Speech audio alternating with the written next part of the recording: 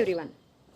In this video, I'm going to tell you the turning point towards English and towards communication in my life. So ఏం జరిగిందంటే నేను post గ్రాడ్యుయేషన్లో ఉన్నానండి. అప్పుడు నాకు ఒక బెస్ట్ ఫ్రెండ్ ఉండేది. తను ఏంటంటే తను పేపర్ ప్రజెంటేషన్ ఇవ్వాలనుకుంది ఒక కాలేజ్లో. బట్ తన పార్ట్నర్గా తను నన్ను సెలెక్ట్ చేసుకోలేదు. I got doubt why she did not pick me. Then I asked her. She told that you don't have communication, you don't know English. She raised a question on me. Then I thought that, so why can't I improve my knowledge? Why can't I communicate in very well? So అలా నేను think చేశానండి. దానికి తగ్గట్టుగా నేను చాలా practice చేశాను.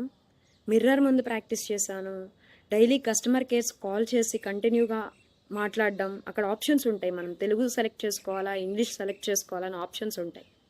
So నేను English select చేసుకొని కస్టమర్ కేర్తో మాట్లాడడం, తెలిసిన ఫ్రెండ్స్తో కంటిన్యూగా ఇంగ్లీష్ మాట్లాడడం, ఇలా చేస్తూ వచ్చానమాట. అలా చేస్తూ వచ్చేసరికి నెక్స్ట్ ఇయర్ అదే పేపర్ ప్రజెంటేషన్లో నేను కూడా పార్టిసిపేట్ చేశాను. సో ఆ పేపర్ ప్రజెంటేషన్లో నేను అలోన్గా పార్టిసిపేట్ చేశాను. I got second prize and she did not got any prize. So అప్పుడు ఇంకా తన ఫేస్లో చూడాలండి, she is feels like anything. అంటే ఇంకా ఆ పర్టికులర్ మూమెంట్ నుంచి she don't want to talk with me. అంటే ఎవరైతే నన్ను ఇన్సల్ట్ చేశారో, ఎవరైతే నాకేది రాదన్నారో, నన్ను నేను ప్రూవ్ చేసుకున్నాను. సో ఇలాంటి టర్నింగ్ పాయింట్ మీ లైఫ్లో కూడా ఉంటుంది.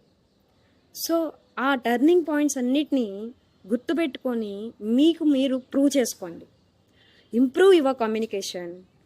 And if you are okay with me, just follow my channel, subscribe my channel. Thank you.